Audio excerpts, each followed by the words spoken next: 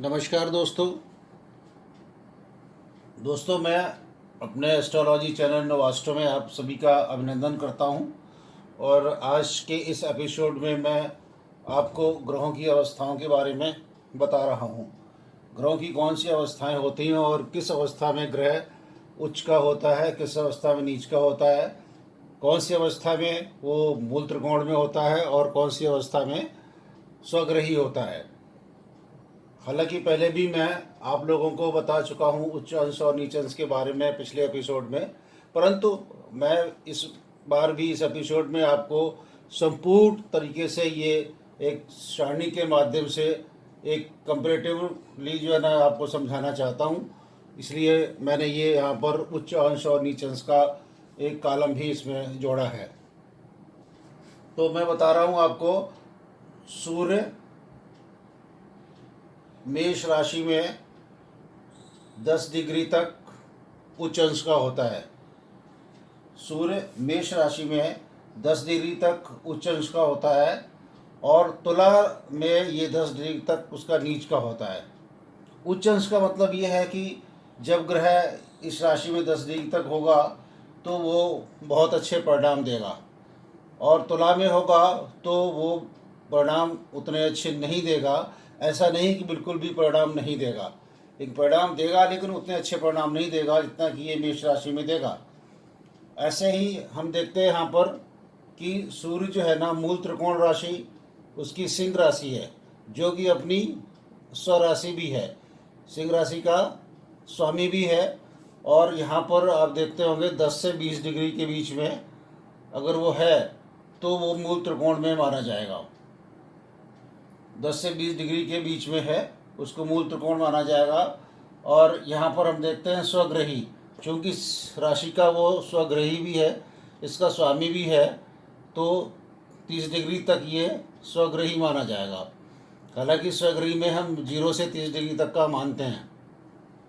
हालांकि ये आप देख रहे हैं यहाँ पर कि सिंह राशि में अगर सूर्य है तो वो अपनी राशि में ही है, उसकी मूल त्रिकोण राशि भी है, तो हम ये मान लेते हैं कि वो 0 से 30 डिग्री के बीच में अगर ग्रह वहाँ पर है अंश, तो 10 से ज़्यादा अगर उसका डिग्री है और 20 तक है तो वो उसको हम मूल त्रिकोण मान लेंगे।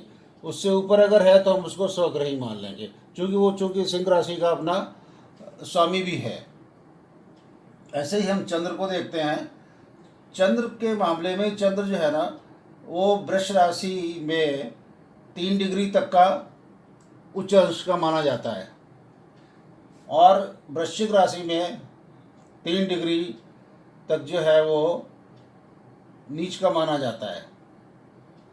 तो चंद्रमा जो है ना वो आपको ये ज्ञात होगा कि चंद्रमा जो है क्षीण चंद्रमा जब हो जाता है तो वो पावरलेस हो जाता है और वो अच्छे परिणाम नहीं देता है। तो ये जो है 3 डिग्री तक यहाँ तक होता है वृष राशि में, तो ये अच्छे परिणाम देगा, और वृश्चिक में उतने अच्छे परिणाम नहीं देता। ये मूल त्रिकोण राशि इसकी वृष ही है। वृष में ये 3 से और 30 डिग्री तक के बीच में भी अगर होता है तो ये अच्छे परिणाम देता है। और इसकी अपनी स्वराशि कर्क है, कर्क राशि में 30 डिग्री तक भी होता है तो अपने अच्छे परिणाम देता है। इसका मतलब है वृष राशि में भी ये 3 से लेकर के 30 डिग्री तक, और कर्क राशि में भी 30 डिग्री तक ये अच्छे परिणाम देगा। ये यहाँ मंगल की बात करते हैं हम। मंगल मकर राशि में 28 डिग्री तक उच्च का होता है और यहाँ पर ये अच्छे परिणाम देता है, बहुत अच्छे परिणाम देता है। कर्क राशि में ये 28 डिग्री तक नीच का होता है।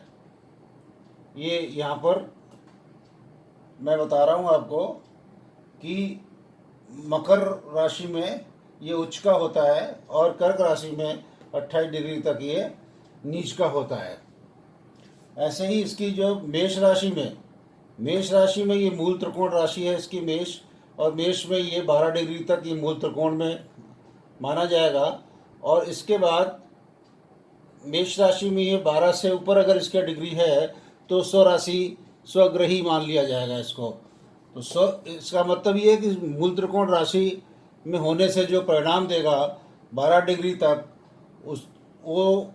उसका परिणाम होगा, और इसके बाद अगर वो डिग्री उसकी है तो वो स्वग्रही मान लिया जाएगा। स्वग्रही के हिसाब से वो परिणाम देगा। ये हमारे यहाँ मेष राशि 12 से 30 डिग्री हमने लिखा हुआ यहाँ पर। और इसके बाद हम चलते हैं बुध पर। बुध जो है कन्या राशि में है, ये उच्च का होता है और 15 डिग्री तक, ये 15 डिग्री तक ये उच्च का माना जाता है। और मीन राशि में ये 15 डिग्री तक नीच का माना जाएगा। इसकी मूल त्रिकोण राशि भी कन्या है। कन्या में ही ये 20 डिग्री, 15 से 20 डिग्री के बीच में अगर ये है तो आप मूल त्रिकोण में मान लिया जाएगा। और कन्या में 20 से 30 में अगर है तो ये अपना स्वग्रही मान लिया जाएगा। जो कन्या इसकी अपनी राशि है, इसमें ये उच्च का ही होता है। आगे चलते हैं हम बृहस्पति पर। बृहस्पति जो है ना कर्क राशि में 5 डिग्री का उच्च का होता है। मकर में ये 5 डिग्री नीच का होता है। और मूल त्रिकोण जो है वो धनु में मूल त्रिकोण में होता है 0 से 10 डिग्री तक।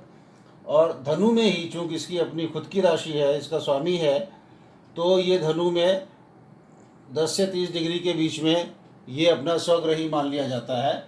और इसका जो परिणाम है वो स्वग्रही होता है। इसके आगे चलते हैं हम शुक्र पे। शुक्र की बात करते हैं। शुक्र मीन राशि में 27 डिग्री तक उच्च का होता है और कन्या में 27 डिग्री तक ये नीच का होता है। मूल त्रिकोण इसकी राशि जो है वो तुला है। तुला में ये 15 डिग्री तक जो है ये मूल त्रिकोण इसका राशि रहेगी। और तुला में ही ये 15 से 30 डिग्री के बीच में स्वग्रही हो जाएगा। क्योंकि अपनी इसकी राशि है, इसका स्वामी है ये शुक्र, तो इसमें जो है ना हम इसको मान लेते हैं। तो इसका मतलब ये हुआ 0 से 30 डिग्री के बीच में भी अगर ये है तो हम इसको स्वग्रही मान लेते हैं। और अगर ये तुला में है इसमें तो मूल त्रिकोण भी हम इसको मानेंगे। शनि की हम बात करते हैं यहाँ पर। शनि तुला में 20 डिग्री तक उच्च का होता है और मेष में 20 डिग्री तक ये नीच का होता है। इसी तरह से मूल त्रिकोण की राशि इसकी जो कुंभ होती है, कुंभ राशि का ये स्वामी है, 11 नंबर की राशि है। और 0 से 20 डिग्री तक ये मूल त्रिकोण में इसकी डिग्री है। यहाँ तक इसके परिणाम देता है, 0 से 20 तक का मूल त्रिकोण ही परिणाम देगा ये। और कुंभ राशि में 20 से 30 डिग्री में ये स्वग्रही माना जाएगा। ये इस तरह से ये परिणाम देते हैं। अब इसमें यह है कि उच्च राशि में अगर कोई ग्रह है तो ये अधिक बलवान होता है, अधिक पावरफुल होता है, अधिक शक्तिशाली होता है और मूल त्रिकोण में अधिक बली होता है और स्वग्रही में बली होता है। तो उसी हिसाब से ये परिणाम देते हैं, उसी हिसाब से ये ग्रह जो है ना काम करते हैं। तो ये हमारा सारणी है, इससे हमारा ये उच्च अंश, नीच अंश, मूल त्रिकोण, स्वग्रही के बारे में हम इससे एक दृष्टि में सारा ज्ञान अर्जित कर सकते हैं। और इससे हमको ये ग्रहों की अवस्थाओं के बारे में सारी जानकारी यहाँ से मिल सकती है। हमको ग्रहों की और भी अवस्थाएं हैं, वो मैं अगले एपिसोड में आप लोगों को बताऊंगा। और इसमें हम यहीं तक अपना ज्ञान को अर्जित करते हैं और अगले एपिसोड में फिर मिलेंगे हम और नए ग्रहों की अवस्थाएं जो बच गई हैं, शेष रह गई हैं, उनको लेकर के हम हाजिर होंगे। और तब तक मैं चाहूँगा कि अगर ये मेरा एपिसोड आपको अच्छा लगा है, पसंद आया है, तो इसको शेयर करें, लाइक करें और सब्सक्राइब करें। धन्यवाद।